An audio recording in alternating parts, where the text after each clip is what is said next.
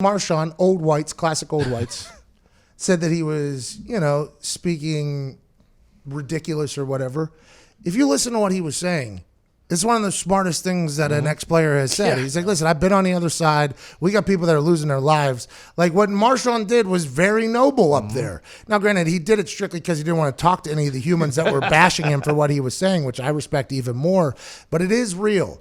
Like, I think a lot of us, and I'm even feeling this more and more, trying to work deals for NFLPA and NFL alums. Like, I am active right now in trying to make sure we can get some money from companies for NFL alumni, for other people to continue to make money, because I'm not 100% sure that the NFLPA does what they probably should do, which is take care of, the legends of the game, the people that built the game. And now I am somebody who is not saying like, oh, back in the day, those guys did. They did, though. And a lot of those guys haven't been taken care of. So whenever Marshawn steps up and he says, listen, a lot of these players weren't taught how to manage millions of dollars. A lot of people weren't taught, like, hey, whenever you get $100,000, all those things you've dreamed of owning in your entire life that you can now afford, a lot of people weren't taught that discipline with their finances. So whenever you hear the stat, like 80% of NFL players or 80% of professional athletes will go broke just a couple years after they retire, and everybody's like, oh, idiot, like, blah, blah, blah. It's like, have you ever just been handed $1 million and said,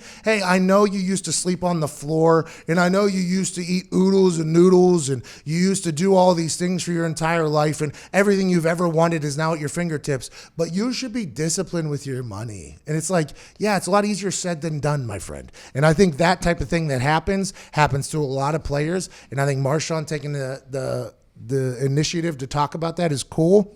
But I'm not 100% sure Luke Kuechly is directly because of Marshawn. Something to think about. Something to think about, though. Did Marshawn Lynch, Hall of Famer in his own right, talk Luke Kuechly? Did Marshawn Lynch from the town, okay? The town business.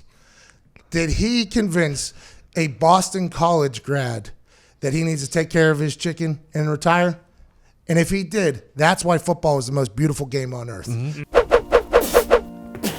Well, hello there. Utilize the promo code PAYTHEBILLS and get $20 off your first order from SeatGeek. Now, back to the magic. People from two polar opposite parts of the world can come together for an agreement and understanding and for one common goal, and that's the betterment of the future. That's like Aaron Rodgers and Marshawn Lynch after the game.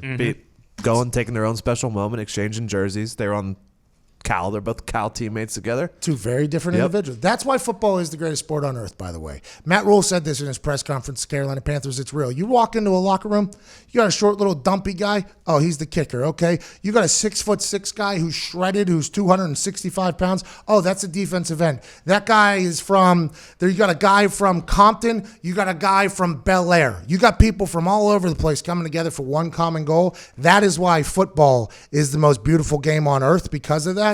And I think that is what people miss whenever they retire, is that camaraderie with people that are very different than you, being able to come together for one goal and being able to make it happen. That'll probably be what Luke Kuechly misses the most, if I had to guess. We got to get to it. For you, is that what you missed the most? Well, we have a pretty good thing here, right? I think the ability to still be able to work amongst friends and to be able to BS and things like that, I think that I knew that was what everybody talks about missing.